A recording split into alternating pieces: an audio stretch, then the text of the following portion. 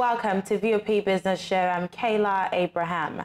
Now, flights between Lagos and Tel Aviv Airport in Israel have continued without disruption despite the ongoing conflict between Israel and the Palestinian terror group Hamas.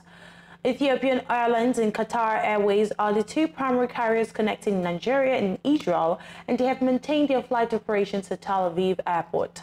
The president of the National Association of Nigeria Travel Agencies, Susan Akporiaye, stated that these airlines continue their services because not all regions in Israel were affected by the crisis. She also noted that people were still traveling to Israel for various reasons, and as long as the borders remained open, flight cancellations had not been announced. However, there may be a reduction in flight frequencies due to passenger reservations about traveling to crisis-affected areas, which would subsequently lead to decreased traffic and flight frequencies. She further explained that Nigerians hardly traveled to Israel with the European airlines because of transit visa requirements.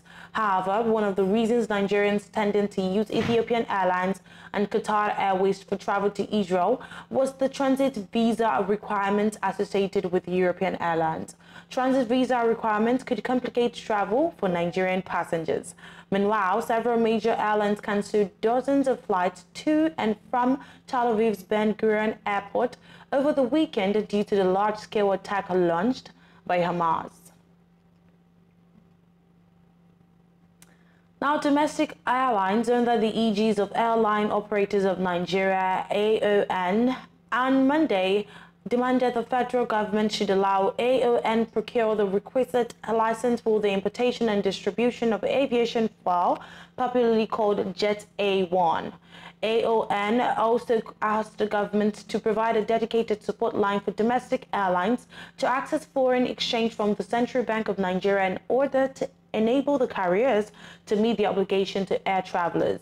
They made a call during a courtesy visit on the Minister of Aviation, Festus Keyamo, at his office in Abuja. The president of AON, Abdul Munaf Yunusa, stated that the purpose of the visit was to brief the minister about the challenges in the sector and proffer solutions. The association made a presentation to the minister where the Chief Executive Officer, Top Brass Aviation, Captain Roland Iyayi, said there was an urgent need to ensure the adequate supply of aviation fuel in the sector.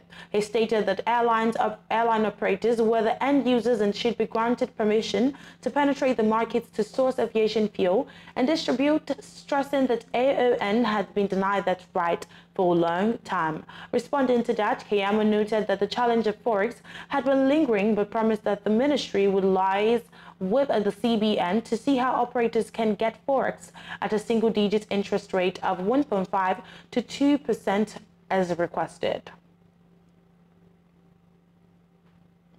The Nigerian National Petroleum Company Limited on Monday stated that 4 consortia would finance the rehabilitation of pipelines across the country based on build, operate, and transfer terms. Marketers have repeatedly complained about the dormancy of about 20 NNPCL depots, as they explained that this was due to the vandalism of pipelines that supply products to these facilities nationwide. But in a post on its X on Monday, the National Oil Company outlined 4 consortia that would finance the repairs of pipelines belonging to the NNPCL.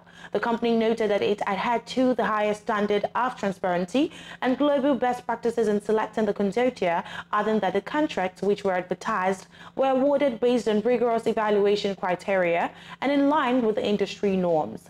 The company noted that it was imperative to emphasize that these contracts are build, operate, and transfer agreements, and selected partners are to finance the rehabilitation and do not entail the transfer of control of these assets to any particular company. It stated that the objective was to enhance the integrity and functionality of the pipelines to facilitate the efficient transportation of crude oil to refineries and the distribution of its products across the country. It further stated that the company was aware of reports alleging underhand dealings in awarding contracts to rehabilitate pipelines nationwide. Now, the flow of portfolio investment into Nigeria declined by 83.54% in the second quarter of this year to $106.85 million from $649.28 million in the first quarter, even as it ranked the second top source of capital importation. This was revealed in the latest report of the National Bureau of Statistics.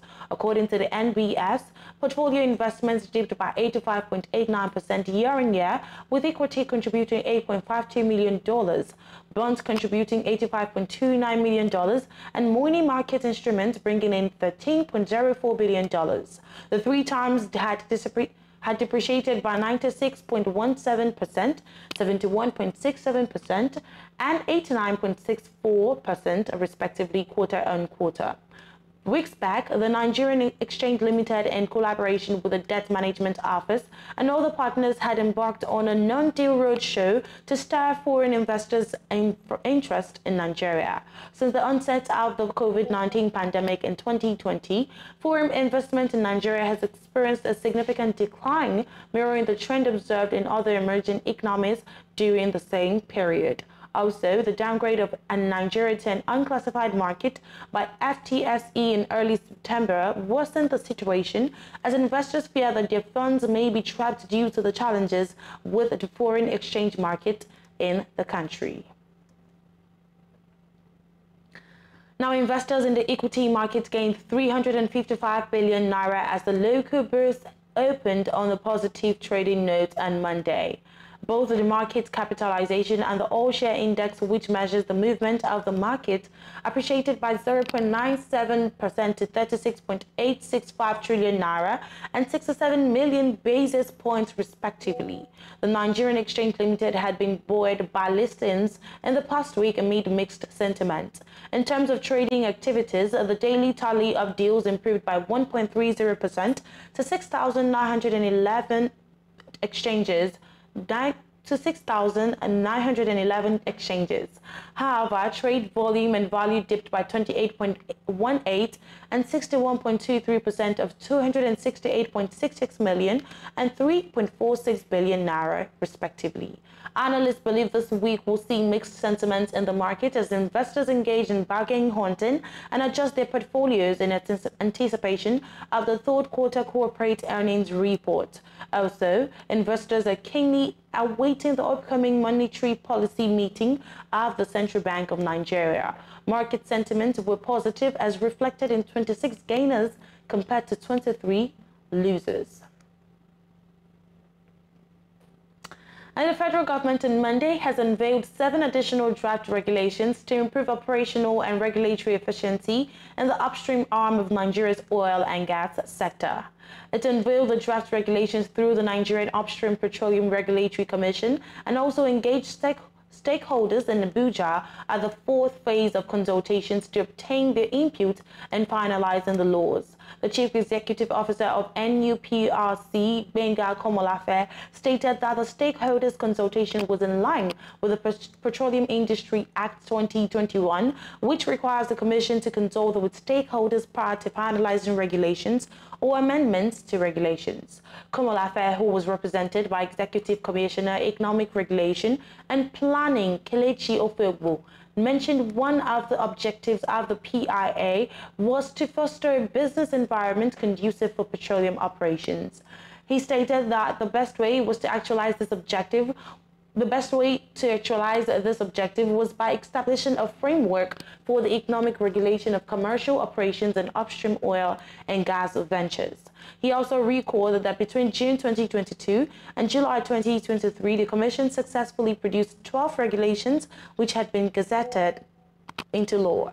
He further revealed that the 5 draft regulations, which were presented for discussion during the first and second phases of consultation with stakeholders, had been concluded and presented to the Attorney General of the Federation and Minister of Justice for vetting, legislative standardization and approval. He outlined the new draft regulations to include the draft upstream commercial operations regulations, which proposes to establish the framework on the procedure and process for evaluation and approval of field development plans and an annual work program and budget approvals. He said the draft Upstream Petroleum Code of Conduct and Compliance Regulations prescribe the framework for the regulatory administration of petroleum development contracts, joint development agreements, production sharing agreements, service agreements relating to upstream petroleum operations. For the draft Upstream Petroleum Development Contract Regulation Administration, Komolafe stated that it proposes to set out the framework for implementing the revocation provisions of the Act and for dealing with post-revocation issues in a systematic manner. Now, the exchange rate between the Naira and the US dollar, according to the data released on the FMDQ Security Exchange, the official Forex trading portal, showed that the Naira opened at 781.99 per dollar on Monday and closed at 773.54 per dollar that same day.